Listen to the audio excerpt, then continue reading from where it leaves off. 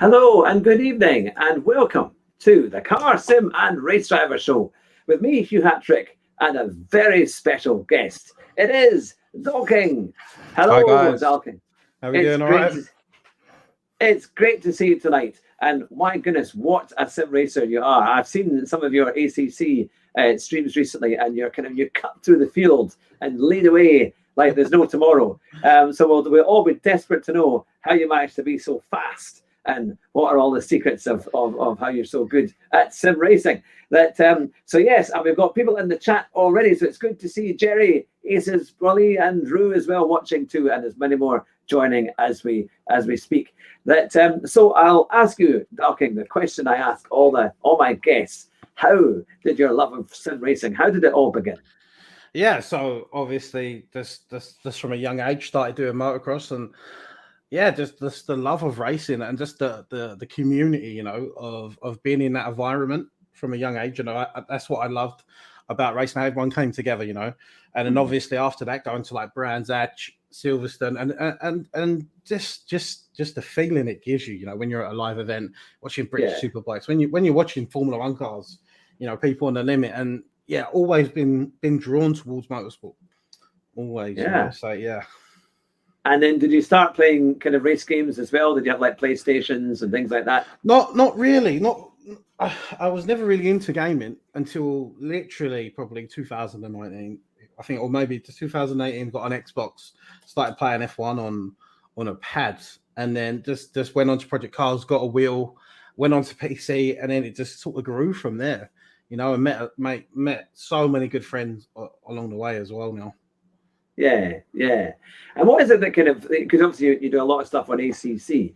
What is it about that game that you really like? What is it that makes it stand out for you? Well, for me, it's just how realistic it feels. Like I've never drove a real race car, but even from just driving my real car and comparing it, and just the feeling I get, through the wheel, like iRacing doesn't do it, Project Cars 2 doesn't do it, but this game I feel so much through it, and obviously visually it's the best looking as well, and also the setup side of it, of how much data you can actually read. I know you can get the same sort of thing from iRacing, but I just feel like this game just gives you more, and the setups are a bit more realistic as well.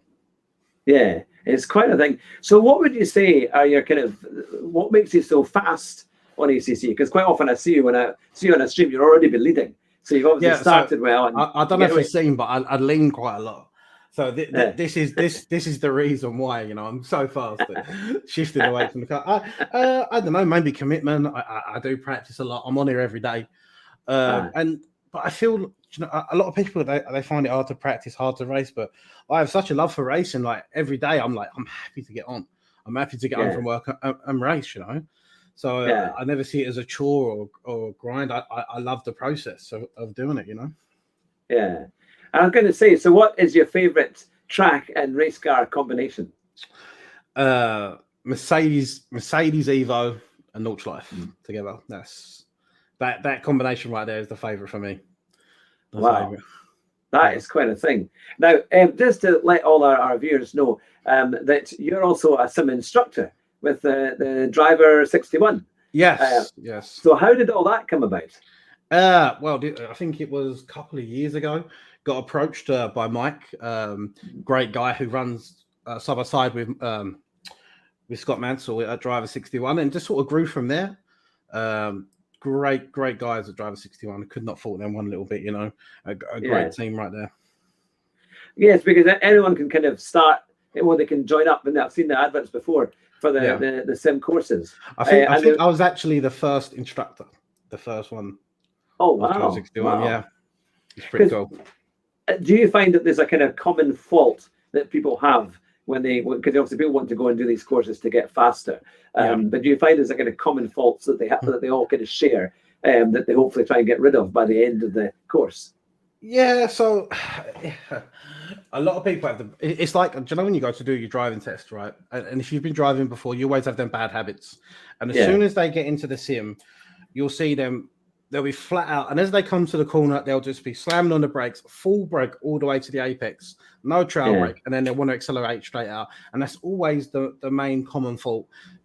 in racing, you want to carry as much momentum in and through and out of the corner, not flat out brake as hard as you can, stop and then go. You know, that there for me is always been the biggest fault. Yeah. And do you find that people will blame their equipment rather than their own lack of skill? So all the time. But let's clear this up. There's two guys I know who run a Logitech G920, and both they're alien quick, even still now. So Amir Husseini and my friend Van Olman, and they don't even update their PC, and they're right at the top of quickness, you know, the speed on ACC. So yeah, equipment does not matter. It really does. It does help.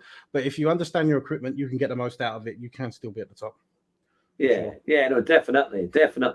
And now for everyone watching in the chat, you can ask questions too. All you need to do is write in the comments, and if you can put it in capital letters, and I can spot it a lot quicker and a lot easier, and I will put those questions. Yeah, I'll put those questions. I normally find that the chat asks the questions I don't dare. But no, it's all I'm sure good fun. Now, because this is the thing, because this is the chance to ask Dalking all of the big questions that you have about your racing and how to go faster. So we talked about people braking too abruptly and then accelerating late. What are other problems as well, or other things that can slow you down when you're trying to do a time trial or a good lap time? Yeah, so obviously brake marker points are very important. Picking out the right brake points, not just what's the word right now? We're not willing it. And I don't know what's the word here. Just sort of iron it up, you know, from lap to lap. Never having a set point. Always have a set point for your brake points. It doesn't matter. It doesn't. And try not to use the balls because they get taken out all the time. Try to use stuff on the side of the track. Never use the shadow. Yeah, that's got to be one of the main things. Have brake points set in stone that you know you can count on every lap. And that's also going to gain you so much consistency as well from that. I was trying to do a little bit of that last night at Donington in the BMW M4, especially as we go through the kind of loop at the back. It was trying to, because you do have the boards at the side, but it was knowing roughly where you're braking. And then as your car deteriorated or if it got better, or if it was wet or whatever it might be, you had to allow for more time or less time or whatever to try and get you around. And it took a lot of practice. I take it, is practice just the best thing, or I suppose if you do too much of the wrong practice, it might not help. That's it. You know, you got to break down your practice in the right way. You know, so before you touch a setup, before you're doing whatever with the car, go out on track, learn your brake points, spot your brake points up, turning points, and then try to adjust the car afterwards. That's always what I do. You know. Yeah. Now we have our first question, and it is from Jerry, and I'm afraid it's not sim related. He just says, "How long have you been growing that beard?" Yeah, about a year now. I'm trying. It looks a bit scruffy at the minute, but I'm trying to get it thicker. I don't have the thickness yet, you know.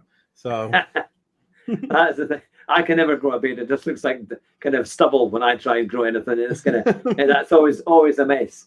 Of course, I also made the mistake. There was we were on the streets of crowd last night because I was a bit late going to it. And it was they were doing the M4 for the 3 races. And for some unknown reason, I thought normally when they set it up, they only allow that car in the lobby. And of course, I went in and it didn't choose the BMW. I thought I had chosen it, and I ended up going in the Audi R8. But I didn't. I honestly didn't know. I went and did the practice, and I did a few laps of practice. Everything seemed fine. And it didn't dawn on me that the engine sound was slightly different. And then it was only when we were actually on the grid. And people said, there's an Audi R8 in there rather than an M4. So I was used as a skittle last night. They were attacking me and shoving me off from every angle. But it was great fun. I thought this was absolutely hilarious. So you turned up to an M4 race in an Audi. Oh, my God. That's every BMW's worst driver's nightmare right there. It was something else. So, so I was attacked by the mob last night for doing that one. But thankfully for the last race, for the dry race, I managed to be able to, or the night race, I was able to put in the proper car for that one. Nice. But it was good fun. Now we've got Arcades here as well watching, and lots of fans as well, and I'm sure more will come along the way. But Lou J has said, not a question, but more of a comment. Dal, give me the McLaren rim since you're not using it, mate. That does look nice. I will use it because I did love that rim. Obviously, I got quite a big hand, so I thought when I got the smaller rim, I wouldn't like it. I thought I'm going to try it, but this rim, you can be more accurate with it, even though it's a little bit smaller. It's definitely more. Yeah, I can definitely pinpoint the corners a little bit better, for sure. Yeah, that's quite a thing. I think that you get some lovely equipment these days. It's just improving all the time. You've got to have a bit of a budget to be able to do it, but it's certainly nice. Now we've got ECTV who is tuned in, and he is saying, "Yo, Hugh, the king is on," and he's put the big muscles there. So he's obviously a big fan there for you. It's now I often, this is one of my administrators, Rue, and says I always blame my driving on not having load cell pedals. That's sort of my poor excuses. But everyone says that you're supposed to have load cell pedals. It does make quite a difference. Yeah. So load cells, the wheel doesn't matter because every sim racer runs these, because in sim racing you don't want the curbs to pull you left and right. You know, in real racing you can't sort of turn that on and off, but in sim racing you can. You want to be able to use all the curbs without going onto the grass. With the pedals, like I always say, pedals will give you the most time in lap time and consistency, and load cells do make a big difference for sure. So if you had the money and the choice, I would always invest in the pedals first. You know, and the Thrustmaster load cell pedals, they're probably the cheapest ones out there, but they're just as good as Heisenfeld's V3s, Sprints. You know, they do the job. Yeah, absolutely. I'm hoping my G29, which has lasted 4 years, actually done pretty well overall. But I'm hoping to upgrade in the next wee while. So it'll be interesting. What would you, if you could upgrade your sim completely for somebody like myself, who's going from a kind of budget sim to something that's say medium range? What would you recommend? Well, yeah, the new DD wheel has just come out, right? The smaller version. What's it called? Is it the CSL DD wheel? All right. The new Fanatec. It's a direct drive wheel. You get 300. I think it's 300 newton meters. The torque out of it. It's really good, and it's 300. Where I think this wheel's like 1200. The base is like 1200. Where that one's only 300. Definitely worth getting for sure. Yeah. I think that's going to be the. You can't even get a base. You couldn't even get a Thrustmaster base for that price, and that's belt driven. So yeah. It does sound like a fantastic thing. So you reckon that steering wheel, but the pedals, when we get the Thrustmaster pedals, or do you think there's better pedals out there? Yeah. So I've had the Thrustmaster load cells. I've had the V3 load cells, and I've had I'm using Heisenfeld Sprints right now, and the Heisenfeld Sprints are at the top of that list. Wow, for sure. Yeah. They're definitely the best pedals, just because you can set so many profiles. So because I play iRace them, I literally click a button and I have all 3 profiles ready to go set. Oh, that's pretty good, isn't it? Yeah. Oh, that's fantastic. Now we've got Vorta Racing, who has just recently joined us as well, which is fantastic. He does a lot of ACC and has also managed to do very well in iRacing. So it's good to see John Vorta in there with us. It reminds me, I'm sure there's an actor called John Vorta, is there not? I'm sure there is. I'm sure there is. So no, that's the thing. Now we've got a question as well from Arkies. Now he says, sorry if I'm uninformed, but is Driver 61 both coaching for sim racing and real racing, or just sim racing? No, both. If you go on the Driver 61 website, you can meet Scott anywhere in the world and the team. So yeah, you could do a couple of days at Spa with Scott or anywhere in England and on the sim as well. So it's super cool. He's got a great name, that surname, and I'm sure everyone must ask him, is he related to Nigel? Yeah. But as far as I know, must get on his nerves. I definitely asked him. I definitely asked as well. Yeah, I'm sure I saw a video where he said that he wasn't. So I thought, well, if ever I get a chance to speak to him, I will not ask that question, because that'll be the thing that'll switch him off. But now here we are from Jerry, NCF1. If you've ever been to a live F1 race, which I believe you have been, I've been to Silverstone. I think 5 or 6 times. You know, maybe even more than that to watch F1. You know, I love F1. I love any motorsport, but yeah, if I can get there and watch it in real time, it's a bonus. I love it. And what was your favourite moment? Because you've seen some great races. What would be your favourite moment of your F1 races? Favorite moment. There's too Being there many. live. I can't just think off the top of my head right now. There's been too many. Right? What actually when I've been there live or Yeah, when you've I've been just there live, what's been the most amazing? Yeah, so whenever you go Silverstone, they always do a historic race. Oh yeah, and that to me, seeing them old cars, the 300T and everything going around is just unreal. The sound of them, yeah, that's always a pretty cool moment. Yeah, and of course on the sim racing you can actually drive some of those cars as well, can't you? Like the early 90s. If I was just racing one earlier on this evening, the kind of 1990s cars with the traction control, and it crackles away as you accelerate out of a bend. It's fantastic. So the only race I ever saw live Grand Prix was at Donington in 1993, and I saw Senna win on that incredible day. And I'll never forget it because it still puts the hairs up my back. When you saw him race round and you could see the drivers so clearly because they had virtually no protection around the side. Their whole shoulders were visible. But what's been, because I mean, if you've been at Silverstone, you must have seen some. Were you there for when Schumacher crashed out? Was when he broke his leg? That's one of the years. I think that's one of the years I missed. I think to be fair, one of the biggest highlights I think I've ever seen was British touring cars at Brands Hatch when Camish was battling. Who was he battling? The guy in the BMW. I forgot his name now for the championship. And I was sitting inside the pit area, and I could see his Honda's brakes lighting up, and I was like, "Oh my god!" Next lap, he had a brake failure. That was an epic day of racing there as well. Yeah, and Brands Hatch is such a great racetrack for close racing, and whether it be from Formula Fords right the way through, is that it always gets great racing. And of course, you had that Mansell Piquet battle way back. Was it in '87? Was it or '86 when they had that incredible race there? Of course, it doesn't do Formula One anymore because it's quite tight and doesn't have the runoff. I think Formula One cars now go such a speed. I just don't think that track would be safe, for a Formula One car right now. Yeah, no, that's the thing. Now we've got a couple of questions here. From Aces Wally, it says, question: what made you start YouTube and sim racing? Sim racing, I obviously just a love of racing.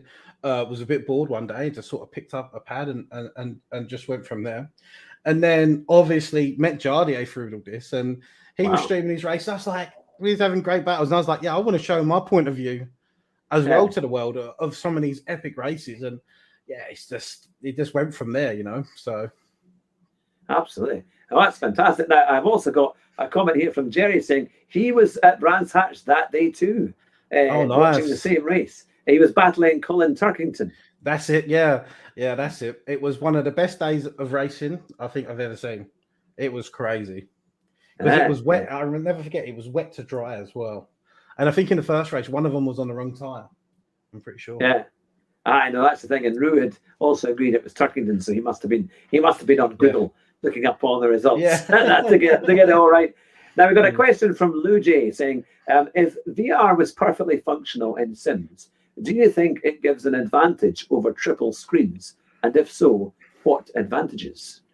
For me personally, I don't like in sim racing. So just think about this in sim racing. Any live esports event is never going to be in VR. So for anyone racing in VR, it may give you an advantage at home, but if you ever went to a live event, you're going to have to go back on a screen.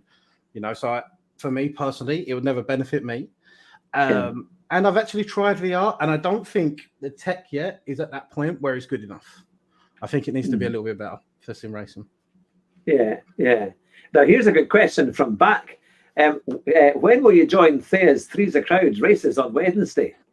I've actually got I'm actually free now for a few Wednesdays, so maybe next week, or maybe I'll jump in and. That would be fantastic. Because it's we've got like Martin Lewis, is it, and Mike. They always seem to be up there, dominant at the front. I'm sure they could do with some more competition to see how you do it. But because they're a lot of fun. Because you know Thea quite well. How did you get to meet all them? Was it through the more female racers? Just obviously we all sort of do the same thing for the YouTube, right? And obviously their channels pop up, and I think Jeff reached out, or we were chatting on his stream, and on a Fear stream, and Jeff sort of reached out, and I started to chat to Jeff, and then started to chat into a Fear, and just sort of all goes from there. And that's just one thing as well. Like the racing community, everyone's really friendly, you know, and that's what it's like being in a paddock, being at a race yourself. You know when you're staying there in a tent or in your caravan, whatever, and everyone's sitting around. It's just like that. I feel just everyone's at home behind a PC. Yeah. Well, now that you've said that you're going to join Thayer's a crowd potentially, everyone's asking that question, and I think they all want you to join their own groups and their own championships. We've got Aces, who hopefully I hope I'm pronouncing that. I know he said I don't know if I pronounced that right or not. He says, "When will you join Grey Wolf Racing?" And he's put lots of love on the back of there.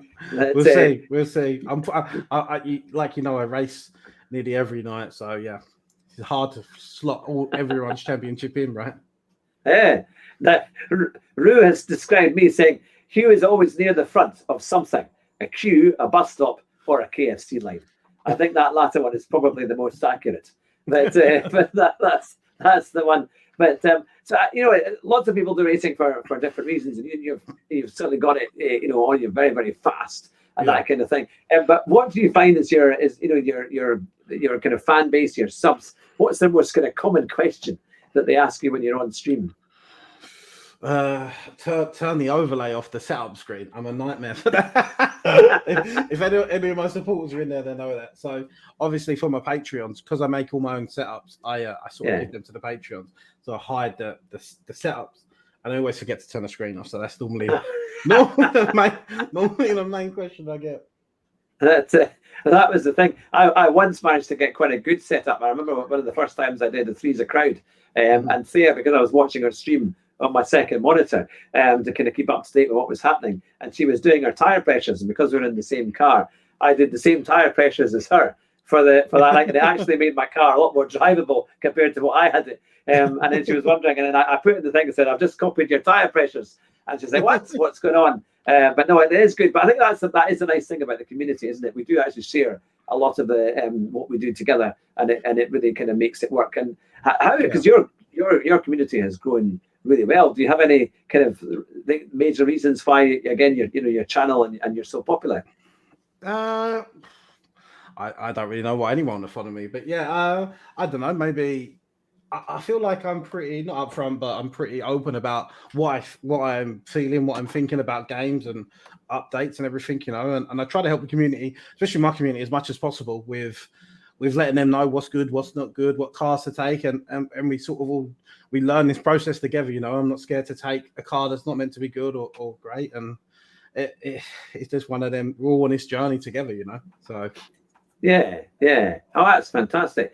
Now we've got a question here from ECTV. He says, "What do you think is the biggest thing to focus on for someone who is a solid driver looking to become good?" So basically reaching that next step is just keep at it, it will come, and try not to. So a lot of people, when they're good drivers and they're trying to find them like last few temps just to make it that a little bit quicker, they'll just grind for hours and hours, and like I said, they just forget about the process. Just try to practice that. At least try to do 1 hour and then have a break for 10-15 minutes, come away from the PC, grab a drink, and then come back to it. And try not to stay on the same track for too long as well. Keep trying to swap your tracks up. And for people in ACC, the biggest thing, stay in one car. If you're trying to find the ultimate pace, try not to swap to too many cars, especially if you're new to sim racing, I would say. Yeah. Fantastic. Dylan D has joined us as well. So it's good to see you, and feel free to write comments and questions here. And a question for TMK, from Matt from TMK Racing. It is, do you prefer 60-minute races or endurance like 6 to 12 hour, and why? Yeah, so for me, I prefer endurance racing. Just for the fact that I prefer the strategy sort of side of it as well. And normally you find as well, people are not as manic as 60-minute races. You don't see as many dive bombs or as many people sending it as in a 60-minute race. And I find in endurance races, there's normally a team of you as well, so it's normally more fun, as well. Yeah, exactly. When you've got to do driver changes and things like that. But yeah, and now I've got a question here from Aces was is when you do endurance races, you cannot cut the stream like 10 hours early because you finished your stints. I suppose you've got to keep going right the way through. But YouTube, of course, can only stream this at 12 hours at a time, and then you've got to reset it. Yeah. So you just do like 2 or 3 parts of the. You just do 2 or 3 parts, you know. So you do like 8 hours, stop it, second part, cut it, and then third part, just cut it. And what's been, I was going to say, there's a question not from the chat but from me. What's been your most successful race, or the thing you're most proud of in sim racing? What's been your biggest victory? I suppose making it any esports. You know, I've done the Logitech G final in Germany where I think I come 3rd or 4th. Wow. I've raced the Project Cars 2 World Cup. You know, wow. Most of these races are pretty cool. Like to go to live events is super cool. But yeah, just I think any win is special. You know, especially on the level of ACC right now. There's so many good drivers. So just to be at the front of that is epic. You know.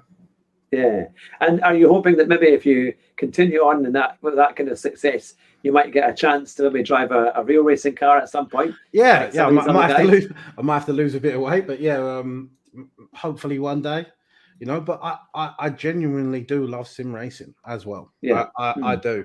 And if I never got to drive a real race car, but I get to race sim, I'm fine with that as well. You know. Yeah. Yeah, oh, that's fantastic. Because I think the way that sim racing is going, just getting bigger and bigger, and hopefully as we start to see the other side of COVID, there'll be more events all around the world that people will be able to go. And also, I think maybe it's in Britain as well. There's lots of sim racing at Goodwood. I was fortunate enough to help run the GT Sports race that they did there at the last thing on the Sunday. On the Goodwood Festival of Speed, and that was fantastic. What do you think how do you think it's going to develop with sim racing? What would you like to see happening? Yeah, for me, I would love to see like a young driver program for young people who haven't got the means or the money to enter go-karting or racing, but that's for them to be a way to come through sim racing into that. Yeah. You know, you've seen it through James Baldwin. He's done it. He's got a real race. He beat Sebastian Vettel, you know, at the real race, whatever it was or something, and then got a real drive in a GT car. So it can be done, but I'd love to see that on a bigger scale. That's what I really would like to promote, and maybe one day organise, you know, just have like some young driver programs, just to help people come out to sim who deserve to get a real race car seat, you know. That would be amazing. I think that's what most of us sim racers all would ultimately like. We kind of probably fantasize about it, especially the ones like me that are not that fast. But we would like the idea of being able to, what we've learned on the sim, we can then go and have a go in real life. Now we've got lots of new people joining. We've got Rockefeller Racing. We've got Jason Foster. And in fact, Jason Foster said, when is he going to give his brother his Fanatec wheel? So it sounds like there's a demand there. He's already had Fanatec pedals, a PC, and a monitor. So he's doing okay at the minute. So. Yes, don't give away anything on this channel before there might be. He's getting too fast anyway, so we need to keep him at a decent level. You know, not get above me. You know? You don't want to threaten your career there with giving away your stuff. Now, just to let everyone know who's watching today, we have a massive catalogue of not just Dalking here on our interviews, but we've got people like David Perel, Super GT, Tidgely, all of the big GT Sport and sim racing legends. They're all in our catalogue. And if you like what you see, hit that like button. And even more, if you want to subscribe, you'll never miss an interview. And we've got, as I say, a huge back catalogue of fantastic interviews with legends like Dalking tonight. So remember, you can ask questions, just put them in capital letters, and that allows me to see them a lot better, a lot easier. Now, Back has asked, what race car would you drive and on what track if given the chance? Yeah, so I've sort of already answered that one. The Mercedes Evo on Nürburgring Nordschleife, that for me right there is the dream combo. You know, it's my favourite racetrack to drive, hands down. Yeah, no, that sounds like a magnificent combination. Because the Mercedes sounds incredible as well. That engine, it's something else. And there's something about ACC that the way that they get the sounds are fantastic, aren't they? They just come, especially wearing the earphones. ACC doesn't have the Nordschleife on it. I have to go on Race Room to actually still race that track because obviously coming from Project Cars, that was my favorite track. If I was ever bored, I would jump on there and just lap. You know, I just find it actually, I find it so fun. You know, Yeah. it's just so demanding. It's such a cool track. Yeah, absolutely.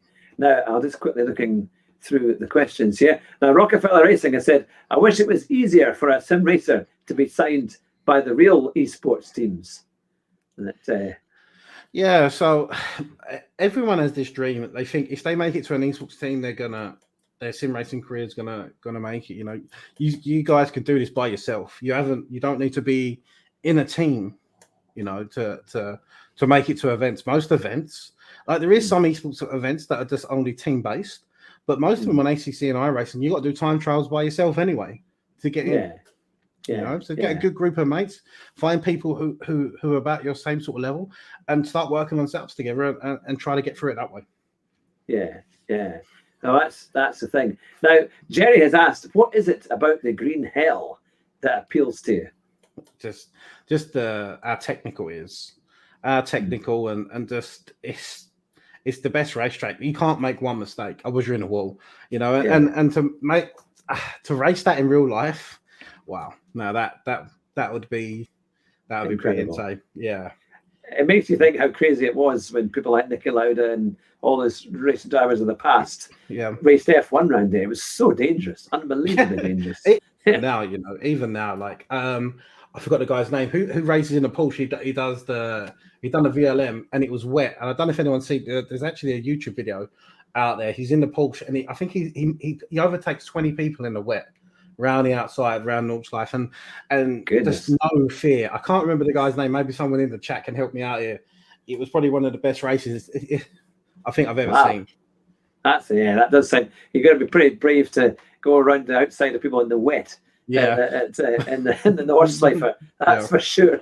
Now, Dylan D has asked a very sensible question here. What do you think about the updates to the ACC CP servers in the EU? I'm not a big fan of them. I don't like half-hour races. You can go do on any public lobby. You know, you can do that online. I felt like the CP servers had that. They were just different from them. They were hour races. It was just better. You know, I don't like the short half-hour races. I preferred it the other way it was. On the updates, I love the new BOP not BOP, sorry. I love the updates to the tires and the brakes, but I'm not a big fan of the BOP at the minute. The balance of performance. I feel like there's too big a difference from the BMW and the McLaren down at the minute. Yeah. Now we've got an answer to your previous question from ECTV. He has said Kevin Estra. Yeah, that's it, Kevin. Yeah, sorry. His name. So that when I'm on the spot, I always forget names. Yeah, Kevin Estra. He's probably one of the craziest Porsche drivers I've ever seen. And anyone out there, if you type in Kevin Estra at Nordschleife, it will come up, and you just got to watch the first lap. It was like he was on a different track, you know, and that's crazy. So you say that you love F1 and all the kind of racing things. Who are your kind of F1 heroes? Who would you? He's got obviously just all the ones the same as everyone. You know, Michael Schumacher. Who else? Jim Clark. You know, just yeah. Anyone who makes it to F1, pretty cool. But yeah, all the top names. You know. Yeah, no, it's quite because I used to live in the town of Duns, which of course has the Jim Clark Museum. Oh, really? And they've just done it up a couple of years ago. They did it up, and Jackie Stewart came to launch it. Wow. It's a great place. I'm about an hour away from there now, but it's a fantastic museum. And Dario Franchitti, he brought the Lotus Cortina that Jim Clark owned. Wow. And it was in the showroom, and he did a wee video on it. But they've got some great guys. They've also got an old 1968 style Formula One simulator. So you fit in and it's really good actually. Yeah, it's great fun. And it's only like a $5 or something to get in. The ticket lasts a year, so it's a bargain to do it. But it's brought a lot to Duns actually, and it is great. But so you would have seen Schumacher race quite a few times. When you went to Silverstone, did you kind of look out for that famous helmet? Yeah, that's it. I think I was there the first year as well that the new hybrid engines come out. With Rosberg and that. So that was pretty cool moment. It was really wet though. I'll never forget that. It was really wet and cold. and also the cars were so much quieter, weren't they, compared to the V8s previous? How did you find that? Did you like it, or were you like? And I still do hate them, and I hate the new ones coming as well with the big wheels. They need to go back to the V12 era, you know, when the cars were really good looking. Yeah. That's it. I always think Jean Alesi's 1995 Ferrari was one of the best looking cars. It just had the nose cone, the whole thing. It looked like a proper Formula One, and that V12 engine that they had in it was just sing. I feel like they're just getting more and more futuristic, when some things just are cool the way they were, you know. Maybe go back a little bit instead of going off in this crazy way. I have to say, I know the hybrids are very efficient, and to be fair, they are louder than they used to be. But I miss the noise. I mean, we used to go to Jerez in Spain to watch the testing. Crazy. It was great. It was great fun, because it was like €10 to get in, and you could watch the whole thing. And my favourite point it was when they used to do their practice starts and their practice warm-ups, because then they would bounce the cars off the rev limiters as they would come around the last few bends, and then it's just like watching a start, and then you'd have about 3 or 4 cars all do it together, and they'd come onto the grid, and then they would all do their practice starts, and away they go. That's cool. And it was the most incredible thing you could hear. That was the thing. And of course, you would have seen, because you said you went to some of the races at the early 2000s or late 90s. So you had like the V10s as well. That must have been something. Yeah. Obviously, just when I was little, you know, cover your ears sort of thing. It was just insane. And to be fair, that's one thing you don't forget as a kid, you know, just the sound of the V12s and the V10s. And I feel like the era now just doesn't have that. It doesn't have that certain buzz. It's lost its kind of show. I feel with that, because it needed the noise was the thing that kind of got you going. Whenever you hear any V12, you always turn to look, right? You can't help yourself but do it, especially if you're a car lover, you know, just a motorsport enthusiast as well. It's just remember last year when they had Alonso driving that Renault V10 around Abu Dhabi, and they were interviewing Hamilton at the same time, and of course, he looked round. Yeah, because that's what they do. That's what they do to you, you know. Like it's just the noise of it. And hopefully one day maybe we will get back there, but I don't know. Well, they reckon they might. Was it the possibility of 3-cylinder engines? And they're going to rev like bike engines, aren't they? They're going to be quite high revving. So maybe we might get a little bit more sound with things like that. But it would be. I certainly hope we get a bit more of a rev range, because when those amazing high revs came, I think that's what did it. I do love the hybrid engines. Don't get me wrong. Like of how complicated and how good they actually are. You know, with the the DRS and ERS, whatever, and you know, saving energy and using, like, I think how much they get from the battery pack, like 180 brake horsepower boost. It's incredible. And they're about 30% more efficient than they were before. And I think the compression and the efficiency that they've made the petrol engine as well is incredible. And eventually that's coming through, which kind of makes me think, why are they getting rid of all of that to go electric? When actually, why can't we just let that kind of technology go out into production cars, and we'd all be better off anyway? Probably without the cost and all the kind of heaviness of a battery car, you know, electric car. But we've got a good question on a similar line from Lou J. He says, what are your thoughts on the electric hybrids like the 918, the Tesla, and Formula E? I like the Formula E. I feel like the tracks need to be a little bit bigger, a little bit wider, you know.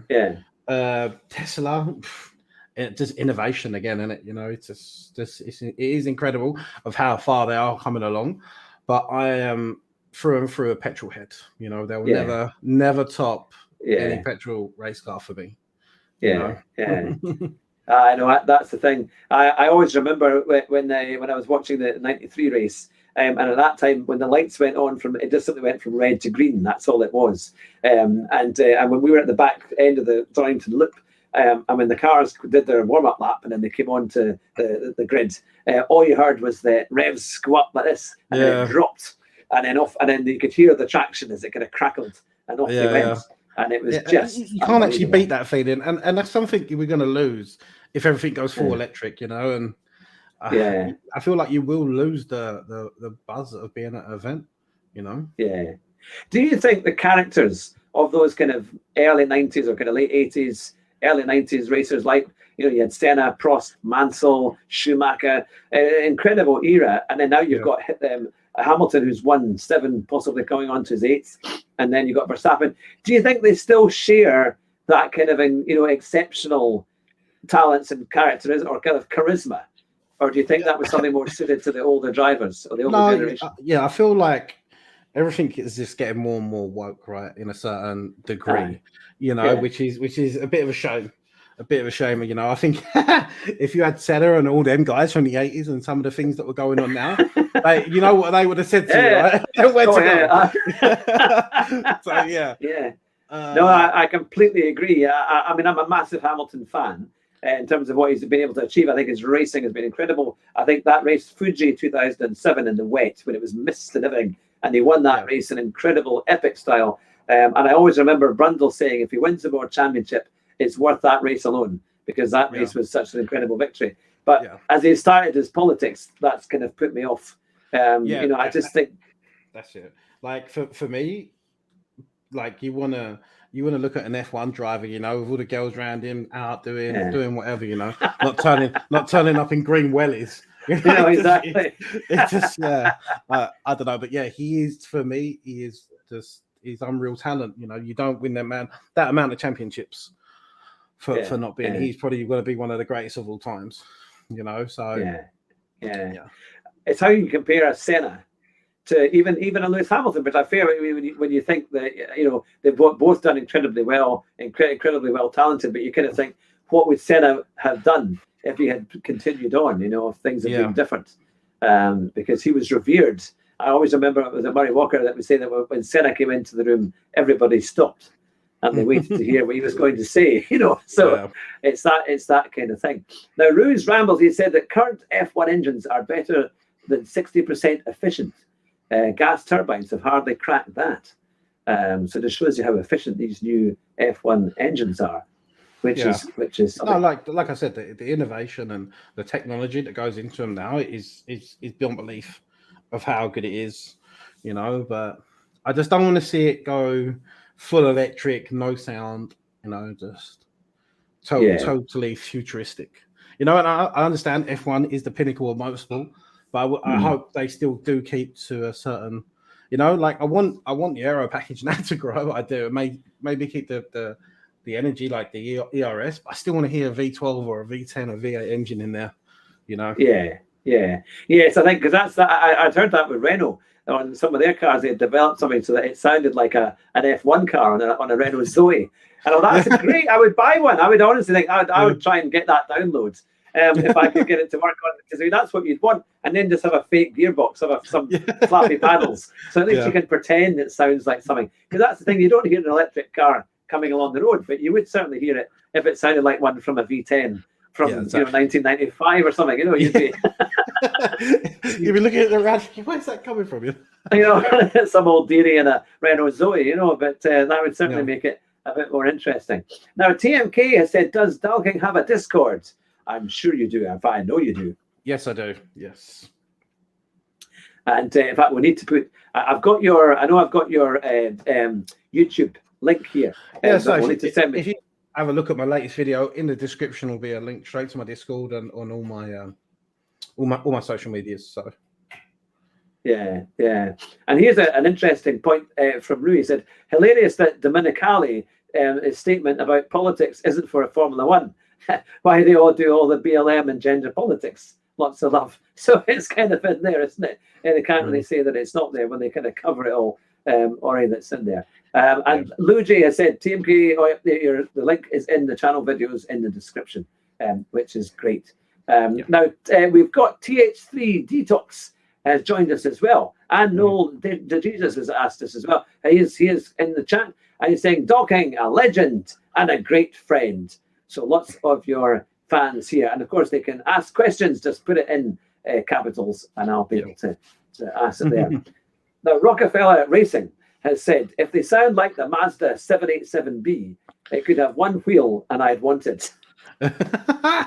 Yeah, nice.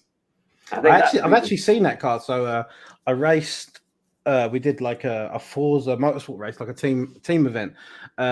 A show in Birmingham, and they actually had that there. So it's like the Auto Sport show. I think it was the Auto Sport show, and they actually had the Mazda that Mazda there, and it was really small. You wouldn't believe it. And literally, it was in the front of the car was just fiberglass, like, and then there was their feet and pedals. Like, if they had a big crash at Le Mans, your front of your body, your legs would just be gone. It's crazy. Yeah. No, it's pretty. It was so, and because of the speeds, it is something else.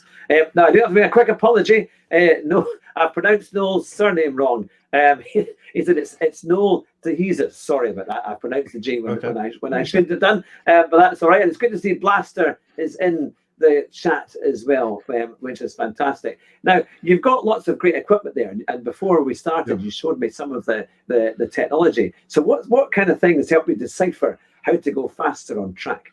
Yeah, so our main thing is Motec. Anyone who plays ACCI racing knows Motec is the way to read your laps, braking point. So you'll get your fastest lap, and then you'll break down, compare it to other laps. Maybe you've got better sectors.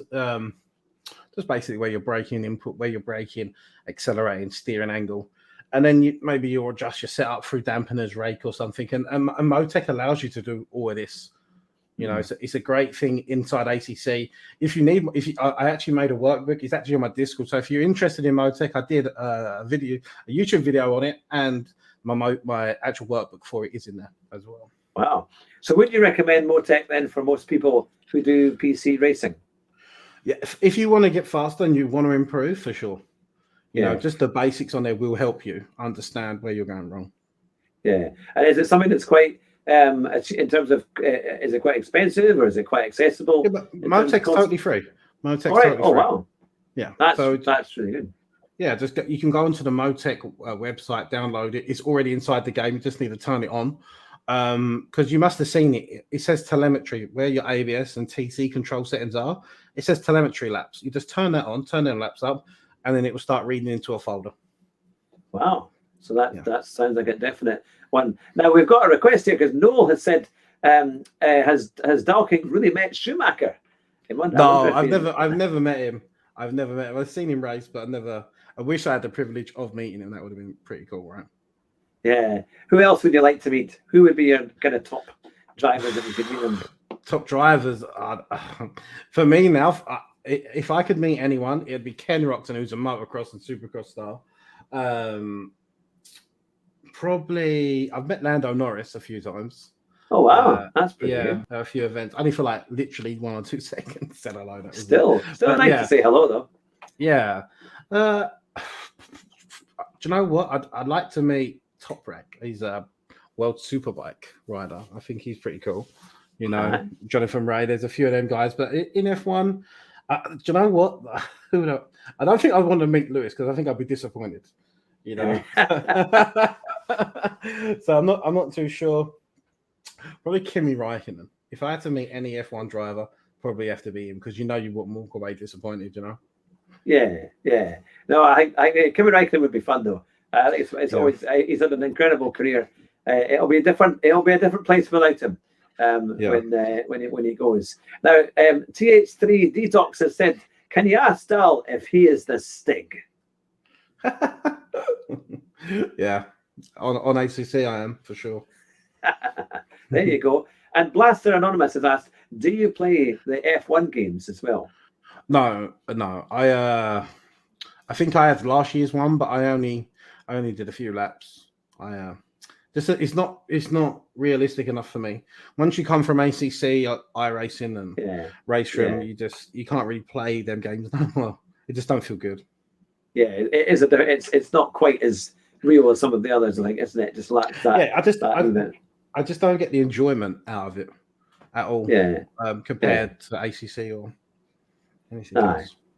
Now that's the thing. And Rockefeller Racing has said that you would really like to meet David Perel. But it's got the smiley faces at the end of it. So I take David Perel. I'm the biggest fan of David Perel, honestly. Biggest fan. I would shake at the knees if I get to meet that man. No, David is a great guy. I spoke to him. Obviously, I race SimGrid. You know, I've never actually met him in real life, but he seems like a super nice guy. Hopefully, he watches this interview. And David, I said really nice things. A few Spa 24-hour tickets. You know, while you're driving a Ferrari, I'll come see you in the pits. That'll be lovely. I might have to give him I'll send him an email. You know, and that was the one. But no, he's a fantastic guy. and his streams are really good as well. I've been fortunate enough to have him on the show a few times, and he always has great detail of how to drive quickly and how to analyze laps and all these kind of things. So no, it is great. So tell me, what would be your kind of hopes for the future for your channel? Yeah, just to grow,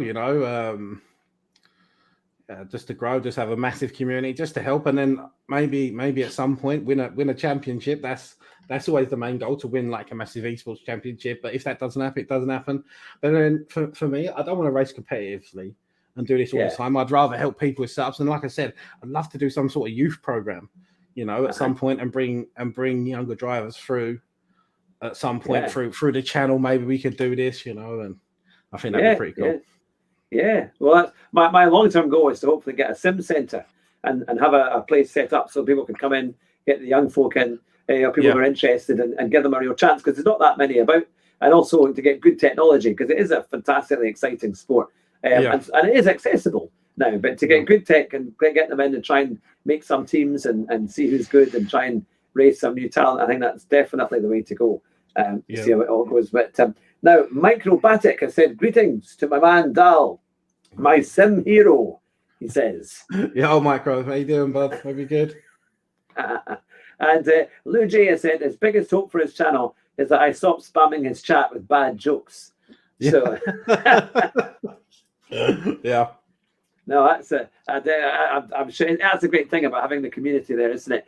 They all rise up to the challenge, and it is fantastic. And we've got Killian RM, who's also saying, Dal, my babe. So it's you've definitely got fans coming from all. Oh my God. He's Irish, so just got to let him go over here a little bit. No, yeah. One thing I've got to say, I feel like I have one of the best communities. I have such a good, awesome group of people around me in my streams, in the Discord, and honestly, they make sim racing for me. It does make it even better. So yeah, thank you to all them who's watching and are always there and giving me grief when I do some not some cool stuff, but yeah, always there when we're up or down. So yeah. Oh, fantastic. In fact, I'll give you the words if you'd like to say anything to them as to what you're doing in the next few days or next week. So tomorrow we're doing Mount Panorama Sim Grid. I think David Perel's actually racing. It was the Black Friday race, got moved to this week, so that'll be cool. Right. And then 12 hours of Mizano on Saturday. Wow. So that's super fun. You're not going to get much sleep over this weekend then. You'll be knackered by the end of it. I will do if I win. I'll sleep happily if I win. Oh, that's fantastic. We're actually going to be commentating. Rue and I are going to be commentating on Thea's Rush Hour series tomorrow, which is at Donington. So that's going to be fun, because I think it could well be a wet race. So that'll be from about 7 o'clock-ish, I think, tomorrow, or 8 o'clock, maybe about 8, half past 8. So we'll be doing that too. So there'll be lots of good streams to watch. Yeah. And of course, Dalking's YouTube link is in the description. So if you haven't already subscribed, please subscribe to his channel. And if you like what you've seen here tonight, give us a like and a subscribe. We've got a huge back catalogue of interviews, just like Dalking and more, and even David Perel. We've got 3 of them.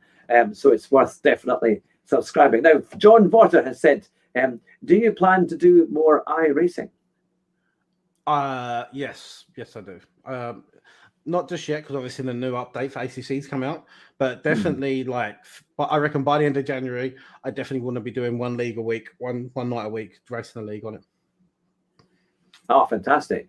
They say that if you have VR on iRacing, it's supposed to be brilliant. Yeah. I would like to get VR eventually, try and get that set up. And Back has also asked, is the RCI race a 12-hour one? It's not RCI, it's actually LFM, German league. All right, okie doke. And Lou J has said, just wanted to say, I've seen Dal streams more than I've seen my own family, thanks to the pandemic. He's kept me from feeling as lonely as so many do right now. So a massive thanks from me to you, man. So yes. That's a lovely comment. And to everyone out there as well, the streaming helps me connect with everyone as well. Through lockdowns, through whatever's going on, so it's a good place to come away and forget all the politics, forget what's going on in the world. So yeah, thank you to everyone. It is fantastic. I think sim racing has been able to bring a lot of people together who otherwise would never have met, and it just goes from strength to strength. which is fantastic. And Rockefeller Racing, it says, you've got a sub from me, mate. Oh, which is very kind. Always thankful to that. It's very, very kind to get new subs. But yeah, so there we go. It's been 55 minutes of absolute questions and answers from Dalking tonight, a true legend of the sim racing grid and sim racing and the sport. And as you can see, we've got not only just ways to go faster, but the tech to go with it as well. And we'll be looking forward to getting to see how you get on tomorrow for the sim grid. Can you beat David Perel? In fact, will David Perel speak to you if you do beat him? That might be that might be the thing. But BA back has said Dalking, the leading master. So you like to lean into the veins. Yeah. Well, it's been absolutely. Sorry. I was going to say that's where the speed comes from. You're not going fast enough if you're not leaning. Exactly. Yeah, no, absolutely. No, that's the way to do it, isn't it? And it is strange because you feel you kind of have to when you get into a race, isn't it, to kind of bring the car around. But no, it's been an absolute pleasure to have you as a guest on the show, and thank you so much for coming on and giving your time to us tonight to answer all these questions. And it's great. Thanks so much to the chat and everybody watching and listening for your great questions. It's kept us all going, and Dalking hasn't blushed yet. So you've been very kind to him, which is great. But you've been watching the Car 7 Race Driver Show with me, Hugh Hattrick, and my very special guest here tonight. It is Dalking. Yeah, thanks for having me. Thank you, guys. Take care, everyone, and drive fast and try not to crash. And we'll see you very soon. Bye just now.